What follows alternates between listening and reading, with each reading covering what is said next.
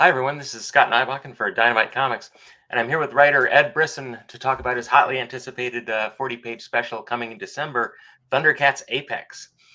Ed, thanks for joining us on the channel. All right, thanks for having me. So, to start out, I think readers are excited about Apex as another expansion of the Thundercats universe at Dynamite, which is building on the success of the main series and the Chitara miniseries. Is the world of the Thunderverse something that you have a connection with from watching the show as a kid? And have you been following the Dynamite titles up to now?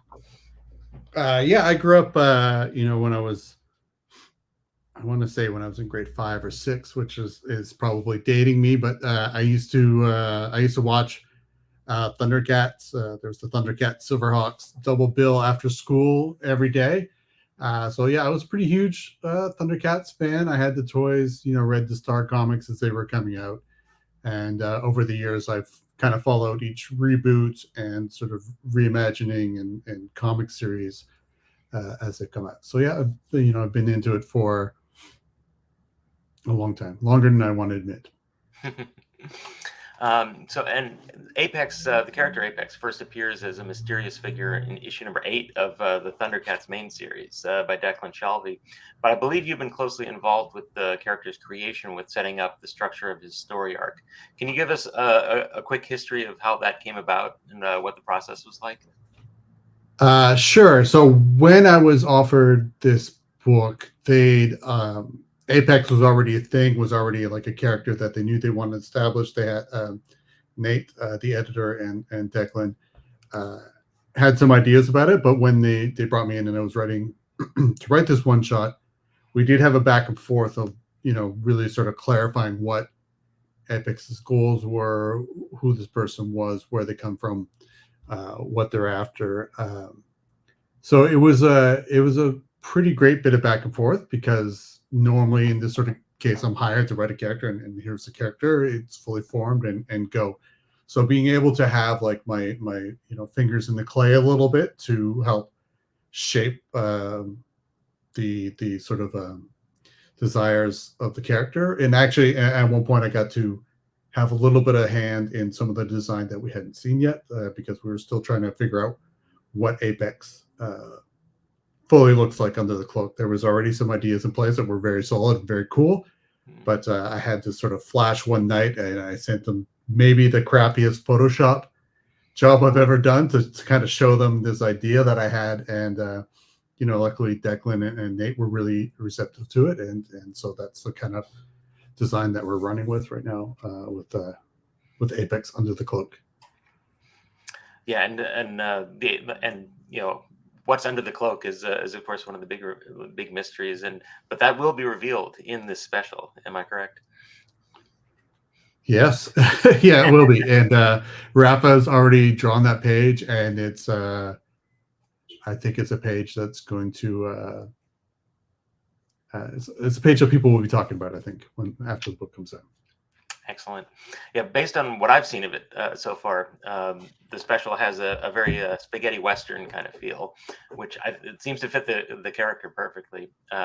Without getting into too far into spoiler territory, can you tell us more about the plot of the book and whether there might be some other special appearances in its pages? Yeah, so when we first meet Apex, or have met Apex, in Thundercats number Number 8, 8, I believe. yeah, so there is some sort of like fight between Thundercats and Apex, etc. And he's clearly after something, and this issue kind of serves to uh, sort of feed, like, he's a pretty mysterious character, and we kind of feed into that mystery, which, like, this sort of spaghetti western. It's not like a post-apocalyptic setting, but it's got both of those sort of that kind of feel to it, of like this weird spaghetti western, sort of lawless land, lawless people Yeah. that Apex encounters. And for a good part of the issue, he's still cloaked. We're not kind of sure what he's after. And what I really want to do was give him this sort of like, man with no name vibe, where he's clearly after something. He's clearly very driven, very, very focused on this thing that he's after. And this issue is really about sort of peeling it back a little bit, giving us a few of the answers while leaving enough unanswered that, because Apex is going to play an important part going forward in Thundercats, in the Thundercats series. So we don't want to give you everything, but we want to give you enough to like understand why this character is as important as they are, and why this quest that they're on, why this thing that they're doing is going to have such a huge impact on everything else going forward within the series. Yeah. And you've written comics for some of the biggest franchises in pop culture, including the X-Men, Batman, Wolverine, Predator. How would you say the experience of working on those assignments informed your approach to Apex and to the Thundercats?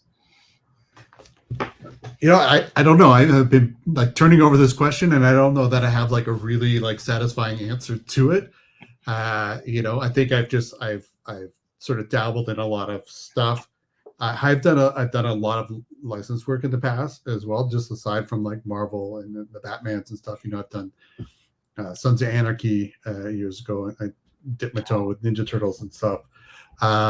So like, I think that I have a pretty good grasp on coming in and playing around with licensed stuff in a way that, like, you know, I can sort of highlight the stuff that I love about it. Like if it's not a like a project that I'm not excited to get on board with, I'm not going to take it, right? I'm not going to work on it. And the thing I always hope to do is like kind of inject this sort of excitement that I have for the project, the love I have for the project. And, you know, I think I like to hope that I've kind of been able to hone that skill over years of working on different similar sort of projects where we're dealing with pre-existing characters that people are going to have attachment to,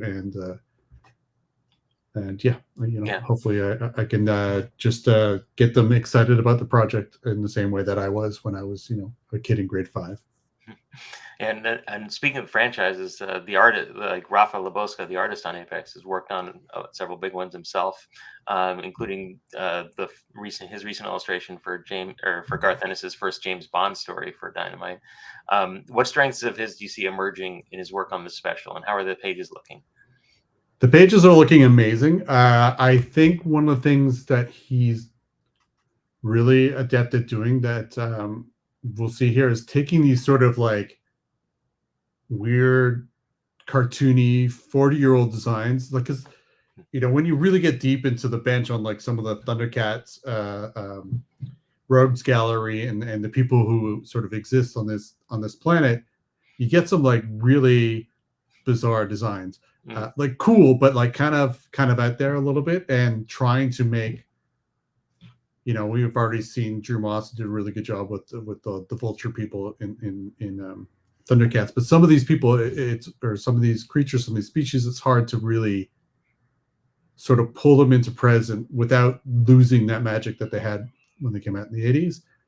And I think Rafa's been doing an incredible job. He's really sort of grounding a lot of these characters in a way that fits our story quite well, especially with the spaghetti western. He's leaned pretty hard into these sort of like Western saloon and these like we have like these bandits who show up very early, and you know, we have a mix of characters that you have seen before and haven't seen before, and everything feels like it fits. Like he's got a very good sense, a handle on this world, and can really sort of nail down all these designs, and like all the updated designs are just, you know, beautiful. There's I kind of skipped over it earlier, but there are some characters that if you are a fan of the cartoon from back in the 80s, and some, you know, there are some characters that are from the cartoon that are in our issue that haven't appeared in any of the comics yet. So he was the first one to kind of get a crack at updating those, and I think he did a really stellar job. And finally, I think Apex's trusty steed, Saros, will be a new favorite for Thundercats fans everywhere. Can you give us a little more backstory with him? So I don't want to give too much backstory, because I think Saros you know, has sort of should have a bit of a mysterious vibe in the same way that Apex does. Saros is a unicorn, and if you've watched the old cartoon, you know that there are unicorn herders or farmers on Third Earth. Mm. But Saros does not look like those unicorns. He's very different from those unicorns.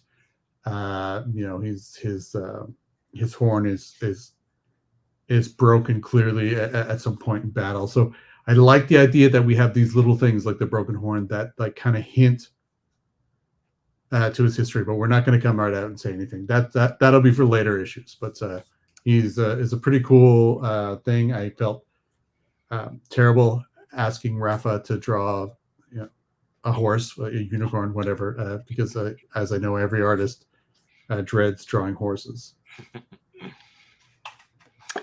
Well, like I think we're all looking forward to seeing this and seeing more of Saros and Apex, and of course learning the mystery behind Apex finally. So Ed, thanks for joining us, and thanks for becoming part of the Thunderverse. Thanks Thundercats for having me. Apex, yeah, Thundercats Apex #1 will be in stores in December. So be sure to pre-order it now and follow Dynamite Comics on YouTube, Facebook, Instagram, and X to hear more about all of our upcoming releases. And thanks for watching, everyone.